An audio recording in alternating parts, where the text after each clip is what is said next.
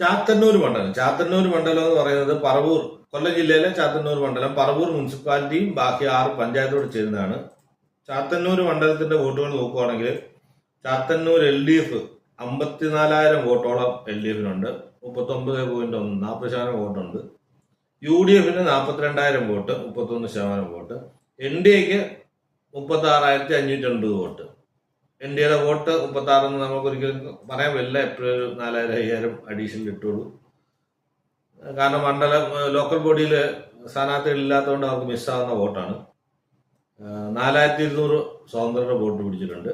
മെമ്പർമാർ നോക്കിയാൽ LDFന് 69 പേരുള്ളപ്പോൾ NDAക്കാണ് 39 ഉള്ളത്, UDFന് 38, അതേഴ്സ് 3. അപ്പം NDAക്ക് 3-ാം സ്ഥാനത്താണ്. വോട്ട് ഷെയറെങ്കിലും മെമ്പർമാരുണ്ട്. വോട്ട് നോക്കണ്ട, കാരണം NDAയുടെ വോട്ട് എല്ലാവരും പറയുന്ന പോലെ ഒരു പഞ്ചായത്ത് വാർഡുകളിൽ പലപ്പോഴും സ്ഥാനാർത്ഥി ഇല്ലാത്തതുകൊണ്ട് കുറെ BJPക്കാർക്ക് വോട്ട് ചെയ്യാൻ പറ്റത്തില്ല. അതെല്ലാം കൂടെ മണ്ഡലം വരുമ്പോൾ ആ വോട്ട് ഓരോ വാർഡിലും 20-30 കൂട്ടി വെച്ച് ഇത്രയും ഒരു മണ്ഡല അടിസ്ഥാനത്തിൽ വരുമ്പോൾ ഒരു 3,000-4,000 വോട്ട് എന്തായാലും പാർട്ടി വോട്ട് അവിടെ ഉണ്ട്. അപ്പോൾ ഒരു 30-40,000 അടുത്ത് വോട്ട് NDAക്ക് ഉണ്ട്. നമുക്ക് സ്ഥാനാർത്ഥികളെ നോക്കാം. ഇപ്പോഴുള്ള ചാത്തന്നൂർ 2021 നില നോക്കുവാണെങ്കിൽ CPIയുടെ സീറ്റാണ്. CPIയുടെ ജയലാൽ അദ്ദേഹം വിജയിച്ചൊരു സീറ്റാണ്, സിറ്റിംഗ് സീറ്റ്. രണ്ടാമത് ഗോപകുമാർ, BB ഗോപകുമാർ BJPയുടെയാണ് എത്തിയിരിക്കുന്നത്.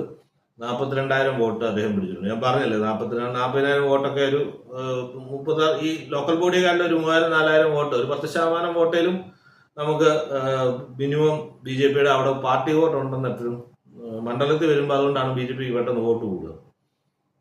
അപ്പം കോൺഗ്രസിന്റെ പീതാംബരക്കുറുപ്പ് അദ്ദേഹത്തിനെതിരെ ഒരു വ്യക്തിപരമായിട്ട് വികാരങ്ങൾ ഉണ്ടായിരുന്നതുകൊണ്ടുകൂടാണ് കോൺഗ്രസിന്റെ വോട്ട് ഭയങ്കരമായിട്ട് കുറഞ്ഞു, 34-3 പോയത്. ഇപ്പൊ CPIയുടെ R രാജേന്ദ്രനാണ് നിൽക്കുന്നത്.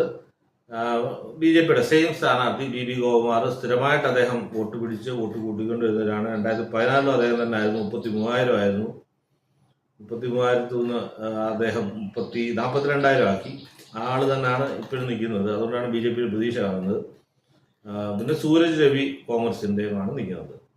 ഇപ്പോഴത്തെ കണ്ടീഷനിൽ NDAയുടെ വോട്ട് അവിടെ കിടപ്പുണ്ടെന്നുള്ളത് ഉറപ്പായിട്ടുള്ള കാര്യമാണ്. NDAയുടെ വോട്ട് പൊതുവെ NDA സ്ഥാനാർത്ഥി ഇല്ലാത്ത പഞ്ചായത്ത് വാർഡുകളിൽ അത് കോൺഗ്രസിലാണ് പോകാറ്. കമ്മ്യൂണിസ്റ്റ് പാർട്ടിയായിട്ടായിരിക്കും എപ്പോഴും റൈവലിൽ. ഒരു 90% കേസ്, ചില കാര്യങ്ങളിൽ എക്സംഷൻ ഉണ്ട്. അപ്പം ഉദാഹരണം ലീഗിന്റെ മണ്ഡലം ഗുരുവായൂരിലൊക്കെ കുറച്ച് BJP വോട്ട് LDFന് പോകായിരുന്നു, ലീഗിന് ജയിക്കലെന്ന് വെച്ചിട്ടുണ്ട്. അങ്ങനെ ലീഗിന്റെ സാധനം അങ്ങനെയുള്ള മേഖലയിൽ കുറച്ച് വ്യത്യാസമുണ്ട്. എങ്കിലും പൊതുവായിട്ടുള്ള നോക്കുകയാണെങ്കിൽ NDAയുടെ വോട്ട് അവിടെ പഞ്ചായത്ത് തെരഞ്ഞെടുപ്പിൽ കുറച്ച് UDFനാണ് പോയത്. അപ്പോൾ NDA തന്നെയാണ് ഇവിടെ രണ്ടാമത്തെ ഏറ്റവും വലിയ പ്രബലമായ ശക്തി. അപ്പം അങ്ങനെ നോക്കുകയാണെങ്കിൽ ഒരു 5,000 വോട്ട് LDFന്റെ കുറയുമെന്നാണ് ഞാൻ വിചാരിക്കുന്നത്. 5,000-10,000 ഒരു ഭരണവിരുദ്ധതയുണ്ട്. 5,000 വോട്ടിലും മിനിമം കുറയുമെന്നാണ് നമ്മൾ എപ്പോഴും അനലൈസ് ചെയ്യുന്നത്. അപ്പം 5,000 വോട്ട് കുറഞ്ഞാലും 53,000 വോട്ടുണ്ട്. ഇവിടെ 12,000 വോട്ടിന്റെ ഒരു വ്യത്യാസം കവർ ചെയ്തെടുക്കാൻ കുറച്ച് ടൈറ്റാണ്, ബുദ്ധിമുട്ടാണ്.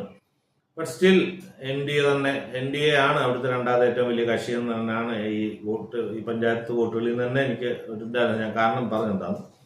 അപ്പോൾ ഒരു ശക്തമായ ത്രികോണം ആവുന്നതുകൊണ്ട് NDA ചിലപ്പോൾ ഒരു അട്ടിമറി വിജയം, നല്ല വർക്ക് നടക്കുന്നുണ്ട്. അദ്ദേഹം പൊതുവായിട്ട് സ്വീകാര്യനായ ഒരു സ്ഥാനാർത്ഥിയാണ്, വ്യക്തിബന്ധങ്ങളുണ്ട്, 2 തെരഞ്ഞെടുപ്പായിട്ട് നിൽക്കുകയാണ്, ബാക്കി എല്ലാവരും പുതിയ ആൾക്കാരാണ്.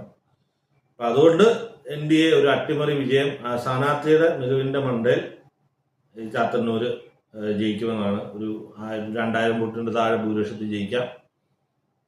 LDF രണ്ടാമതും UDF മൂന്നാമതും എത്തുമെന്നാണ് എൻ്റെ ഒരു അനാലിസിസ്. കഷ്ടി LDF ഫസ്റ്റ്, BJP സെക്കൻഡ്, അങ്ങനെ ആവാൻ പറ്റും. എങ്കിലും ഒരു പുതിയ സ്ഥാനാർത്ഥി, വ്യക്തിബന്ധമുള്ള ആൾ, 10-15 കൊല്ലമായിട്ട് രാഷ്ട്രീയത്തിൽ നിൽക്കുന്നതുകൊണ്ട് വോട്ട് കൂട്ടിക്കൊണ്ടിരിക്കുന്ന ഒരാൾ, അത് കാരണം ചാത്തന്നൂര് BJP പിടിക്കുമെന്നാണ് എൻ്റെ ഒരു അനാലിസിസ്.